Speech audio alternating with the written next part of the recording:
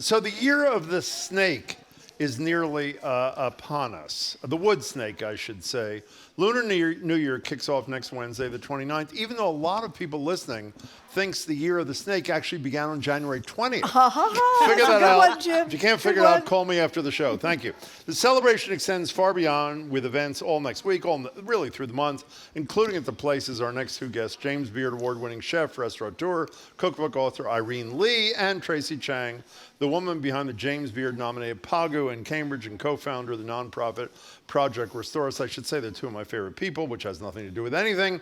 Lucky for us, Marjorie thinks they were on the show to bring us lunch. They were actually here to promote what they do. That's true. For Lunar New Year. But I didn't eat lunch. I was very hungry, so I just dug right in so I wouldn't be chewing on the air. And if there are people out there like Jared Bowen who are upset about his alleged disease, misophonia, my response is, get over it. Irene and Tracy, it's great to see you both. How are you guys? We're good. Yeah, good to see thank you so much. This is such a treat. So Irene, tell people who may not know, what's Lunar New Year and what's the deal with the snake?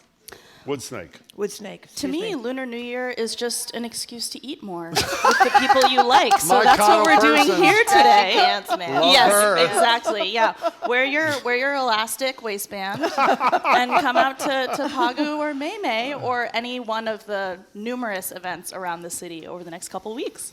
Well, that answered nothing. Let's try Let's try Tracy. So give us a little background on Lunar New Year, other than the food, and I'm with Irene and on the that. wood snake. And the wood snake deal, yeah. 2025 is going to be a really good year with this wood snake, I think. Yeah, I sure hope so. I hope so. Yeah, I mean, for me, it's always about family and friends gathering around good food, and a lot of kind of entertainment and celebration. So at PAGU, we have Walam Kung Fu Academy, and they're coming to perform several lion dances. Which are so fun. Yeah, Saturday, Sunday, and Wednesday. So this weekend, we're starting early, right? I know Irene has hosted many lion dances as well. And so, yeah, we're excited to support them and to bring in a ton of families. I have young kids now, so they're almost 4 and 5 years old, and they love this kind of entertainment. They forget to eat, and the parents are like, "Oh my God, this is amazing!" Eat crispy pork belly the whole time. So what are you doing over there at May for Lunar New Year, Irene? We are hosting our favorite occasion, which we call bottomless dumplings. So unfortunately, we are sold out for Saturday, but we're going to host about 150 people to come try all of our different dumpling flavors at the Dumpling Factory in Southie. By the way, I looked up the year of the wood snake, and I don't understand how it works. I thought there was a rotation for what year it is for the Lunar New Year. Wood snake, it's been 60 years or something like that. Is that true? Who knows? In any case, Marjorie, this is good. Here's what you're supposed to do during Year of the Wood Snake. You're supposed to engage in introspection. Right. That's good for me. Uh-huh. Nurture creativity. Okay. And connect with nature. Okay, and also it's supposed to improve in your relationships, thank you very much. Good, okay, fine. Strengthening your bond with loved ones, encourage empathy, deep communication, mutual understanding, all these wonderful things. So how do you get these attributes? Do you have to bring the wood snake into your house, or do you have to go to Lunar New Year? Or how does this happen? We're dodging these questions because we don't know. I know the answer. You don't know. We've had snakes in the house before. Do I need to buy a wood snake? I don't know. I'm ready for all these wonderful Irene things. and I do these things every day, wood snake or not. Yeah, there you go. Okay. You can connect with nature by eating all the vegetables in this salad. Okay, That's right. fine. I have a lot of vegetables right here on my plate. So are there, before we talk about the actual food and drink and chocolates you brought us, that are available to anybody who's interested, if you will give websites and stuff in a couple of minutes. Are there special foods associated with Lunar New Year or no? Oh, of course, yeah. Like what? Every food has a meaning. Like what? There's food we're eating today, but I'll tell you about the food that we're also eating at the restaurant. So you got to eat long noodles, right? Long noodles, long life. We brought you mochi for dessert. Mm-hmm. The etymology behind the words, right? So it's niangao in Mandarin. And it means that every year is nian nian gaosen. So every year you're kind of improving and achieving more. And so you got to eat this, the mochi, the sticky rice, if you want to improve every year. And you're doing whole steamed fish for nian nian yo yu. Oh, wow. Heads and everything? Yeah. Oh, yeah. Ooh. Yeah. Ooh. And we do it as a takeout kit if people want to celebrate at home. So every single dish has a meaning. So you better, it's like Pokemon, you got to catch them all, you got to eat it all, right? If you want all these attributes, all the good luck, all the all the prosperity and growth and introspection and empathy in the new year. You got to eat these things. You better I'm not eat doing up. the Yeah? introspection. Okay. By the way, you don't like head-on things. I don't like I head-on, was but at that's Tracy's okay. restaurant about 2 weeks ago to get a takeout, and what was carried over was the biggest pig with the biggest head I've ever seen in my life. There were little kids. They get freaked out by the head deal or no? Some people ask for it, right? Yeah. So, this was actually a little pig. It was a big little pig. That was a little It was pig? a suckling pig. Oh. Yeah, I know. My kids are sometimes like, oh, like have mixed feelings about it, but then they're like, Is it's that so what happens crispy. to Peppa? Yeah. So, tell us about over in South Boston, what you do over there if you want to go over and get. I know you're sold out for the big event tomorrow, but you can go over there and get these wonderful dumplings that you make. And then, Yeah. And then you don't have to do anything. You just heat them up. That's right. These dumplings are fully cooked, so they can They bail are? you out of dinner Yes. anytime. Wow. You can Yes. even microwave them if you must, which I have certainly done in an emergency. We produce about 40,000 dumplings at the factory every week. We have a team that just cranks them out. And what I'm really excited about this year is we sent 30,000 I read that. 5-spice tofu dumplings to Boston Public Schools. So on Wednesday, a bunch of Boston Public School students are going to eat our tofu dumplings in celebration of Lunar New Year. That is fantastic, because Yay. sometimes the lunches can be a little, you know what I mean? And then they'll get these great dumplings. It'll be absolutely fantastic. Well, we hope they love them. We're really excited. You know what you do? Before we get to the actual food that you guys brought, we're going to talk about in a second. I already ate some. I know you did, but you're not supposed to. We're supposed to be surprised and say, oh, Okay. that's great. But It's I unbelievable. drank one of Tracy's things. She said, can you act surprised on the air when you drink it? I will act surprised okay. in a couple of minutes. One of the other things you do is you do classes. And I have to say, I did the pulled noodle thing at Tracy's joint, and I was the worst student by You were far. great. But they treat, you know when you go to the dentist when you're a little kid and the dentist says, oh, you were such a brave boy, little Jimmy, Oh. whatever. Tracy pretends, even if you don't know what you're doing, I'm a dentist. that you do, and all get a kinds of sticker, courses. Jim? No, but in all it was huge fun. I did learn a lot, and I did it at home. You do classes over there too, dumpling making and that sort of thing? Yeah, dumpling making, scallion pancakes. And I think for us at Maymay, and I suspect for Tracy also, we do these classes because so many of our childhood memories are about sharing food Yeah. and cooking with people we love. And so many people have come to the dumpling factory and said to me, I remember when you were little, I came over to your house and your mom taught us how to make dumplings. And that's just such a big part of the culture is sharing, not just in the eating, but also in the cooking. If you're going to eat, you're going to put to work. Well, Tracy, you mentioned you got 2 little kids. I think I made a big mistake. I can't cook anyway. Why? but By having 3? No, by okay, sorry. by not getting my kids when they were little into the kitchen thing. I mean, do your kids, are they old enough to help you? Oh, for sure. Yeah, they get upset if they don't get to help me. How old are So they're 4 and 5, and they Wow. will pull up stools and chairs. And I did this. Like I would make fried rice and be standing on a stool because I couldn't see above, a table. Well, tell them who your grandmother was, by the way. That's where you got your start, right? Yeah, my grandmother had a restaurant. It was Tokyo restaurant in Cambridge around the Fresh Pond Pond. area. It's great. Yeah, she used to serve like Yo-Yo Ma and Julia Child, Pat Oh, Morita. wow. And me, Yeah. and me. Jim Well, thank you Browdy. very Yeah, much. Thank and you know what else sounds wonderful? I think it would be a great thing to do. You mentioned the noodles. I don't know if you meant the ramen noodles. No, I meant But the... I think a ramen masterclass. That We've been sounds- doing that. Yeah, that sounds like so Yeah. fantastic because you're learning how to make them fresh for yourself. Yeah. Yeah. You know what's great, by the way, just as an aside, before you tell us what food you brought, and we'll act surprised even the things we've tasted already, is in the pulled noodle class that you and your colleagues did, you have a video of these Chinese chefs. I think it was in China, right? Mm-hmm. Okay, and they are, if you don't know what a pulled noodle is, it starts as a little thing, and it gets bigger, longer, longer, and longer. How far apart would you say these Chinese chefs are when they finish the long noodle? 30 feet? They're talented, and we're just riffing. So these guys, they're getting way past their wingspan, and they're dancing with it. I know, it's They're beautiful. like tossing it at you. They're really having fun with it. Okay, so what you bring and what are we eating? Yeah. Start, you go. Of course, we have to talk about the crispy pork, right? Fabulous. So Yes. suyuk in Cantonese, but crispy pork. This is a labor of love, like a week long to make this. You got to blanch the pork, dry the pork, salt the pork, crisp the pork, etc. But roasted fresh this morning. And the crispy skin Super is crispy. Crushed. insane. It's great. What Yeah. else? What's the salad? Yeah. The salad, so this is a cucumber, wood ear, and goji berry salad. We do it with the tamari and sherry vinegar dressing. It's fabulous. Yeah. And the super egg healthy. rolls. Yeah. Pork and shiitake and cabbage. Yeah, so super tender, really juicy inside from the cabbage. And we have 2 dipping sauces for you, a Thai chili hot sauce and the cranberry hoisin, both we make in-house. What do you think of the food that Tracy pulls together there over at PAGU, Irene? I love it so much, I got married there. No, is that true? Yeah, of course. I didn't know that. Wonderful. My spouse is here. We had the Where's best your party. spouse? Hi, Chris. Hey there. Oh my God. Hi, welcome. We had the best party, and I just figured, if we're going to drop a bunch of money on a wedding, it better be for Tracy. And we had such great food. Everyone still talks about it. Well, I'm a fan. I don't want to trash the places where I get Chinese food So don't. and Thai food. Okay, let's But this not. is really special. Oh my God, the crust on the egg Pork rolls thing. Oh, the egg is roll. unbelievable. It's What are these great. drinks? What are these things here? Oh, yeah. So we've been having fun recently. I want you guys to taste through. So the first one that says Gen Maicha on your Yeah, left, yeah. we've been making sparkling teas, and this is inspired by my friend who did a master's on kombucha at Harvard, because you can do that now, right? Ooh.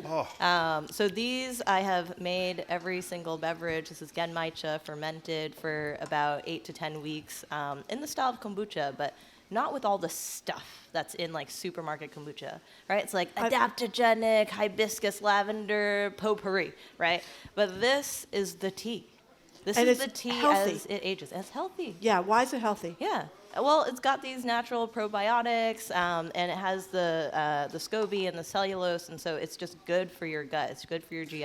It's good for, drinking Whatever. every What day. ails you? What's the second thing? The spruce thing. What is that? Second one is spruce. So I found the tea to be a little bit boring on its own. It was a I Yunnan didn't black think it was tea, boring. but that's because I added the spruce. Oh, of course you Yeah. did. Exactly. The spruce has this kind of wintergreen lemon, a little bit of a resin flavor, but it's like, oh, it tastes kind of like a soda, kind of like a sour beer, Ooh. but it's Ooh. good for you. And a lot of carbonation, too. Yeah, this one's The extra bubbles. fizzy. Oh, my goodness. Do we still have Yeah. the tops of these? Yeah. What do you want to seal them up? Take them home? I do. I have them. I Maybe got you more want to for buy you. some. Maybe you buy some. Well, I from did PAGU, buy you know? some. We have some here unopened too. That's what I was going to ask you. Do you have to go to the restaurant, or can you get these online, or what's the You deal? can go to the restaurant. We're still figuring out, and maybe we got to call up our friend Irene Lee to figure out like how to scale things. Yeah. But right now, these Okay. are made by me, made Wow. by me. You know, it's not like Ohio. It's like Central Square. Do you know No, I this? know, Yeah. I know. What's I the was third just checking. one? What's The third one is, like mystery, no label, right? But this is our newest flavor. So label design is still under development by my husband, Mark, and AI. And so this is a sencha tea. it is Usually when you drink a Japanese sencha, it's super grassy. But this one, when you ferment it, you're like, whoa, pineapple lychee, what is going on? Like grassy tea becomes pineapple lychee? Like what? fabulous. So teas are a lot of fun. Again, I don't mean to trash it's kombucha, that's how you say it, right? Kombucha, yeah. That I've had before because my son-in-law is big into it. Yeah. This tastes so much better. Yeah. Yeah, so much better. It's fabulous. Looks you. better, Thank too. you. And did I not act surprised when I tasted that for the second time? I acted like it was totally. What do you think of the drinks? I think they're delicious. The Yeah. genmaicha is my favorite. It is. It has that sort of toasty flavor to it. Now, let me ask you something. I think about a lot of listeners and viewers are thinking about you and your husband. Let me correct. Were married at PAGU, correct? Yes. So I assume that Tracy and her husband were married at Maymay. Is that correct? Were they? They had, I think, a COVID wedding, so there was no such that celebration, true? unfortunately. If you look at the timeline of things, we got married in July in the backyard, and I had a baby in December. That's So right. it was a tight time. Just Surprise! under the line. Just under the We didn't have line. a lot of time to plan things. And Yeah. then COVID hit in March. Yeah. Okay, so to segue to what you brought, Irene, I said to you before we went on the air, one of my favorite, your dumplings are spectacular. One of my favorite things I bought at your South Boston thing was a cheeseburger. I'm a cheeseburger aficionado. I would say I'm an expert on the cheeseburger. I've never had a cheeseburger on a scallion pancake before I had it at your place. Not only was it fabulous, it was insanely inexpensive. It wasn't, no, it was. I mean, it was Better ridiculous. raise the price. That was really. So the reason I bring that up is because it turns out the scallion pancake has a connection to the chocolate bar you brought. Yes, let me hand out some chocolate to both of you. Thank you very Wow. much. And at Maymay, in addition to dumplings, we specialize in scallion pancake sandwiches. And I, too, had never had a scallion pancake cheeseburger Fabulous. before we made one. We started buying our scallion pancakes from a business that's based in Revere. We had been importing them from Taiwan previously, and we loved that there was this multi-generational local family business, and one of the daughters of the family makes these incredible chocolates with different Asian flavors. So Jim, you have pork floss with caramelized white chocolate. Marjorie, you have orange and Sichuan peppercorn. Preserved tangerine is one of my favorites. We sell all of these at May just because we think they're so fun. You can't get this stuff anywhere else. No, it's not just because it's so fun. One of the things that unites the two of you, beyond the fact that I know you're friendly, I know you both hate this, is you're as civically minded as any two human beings in a tight business as anybody I've ever met. You are busy almost full-time promoting local, small, independent businesses like these chocolatiers kind of thing, right? I mean, that is one of the major things you do. Well, I think, Chinese culture is so communal, and that's what we need each other. We need to be doing this for each other, and we both have opened our businesses and kept them going with so much community support. So paying it forward feels good, and it's delicious. So why not? Can you talk for a minute I want to get Tracy, so that people that haven't heard her before, tell us some of the things you did during the pandemic when you're trying to keep your business alive. Your kids were like low single digits. No, I'm serious.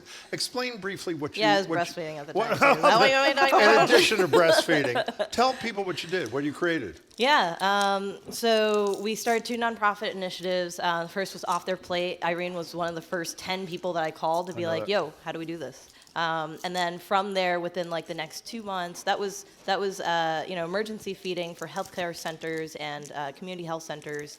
And after that, we said, within like a month in, we're like, yo, what about this like grocery model, right? Like cooked food is like, has a short shelf life. What if we created a grocery model? And then we just started piloting that with Off Their Plate, and then we started another nonprofit together called Project Restore Us.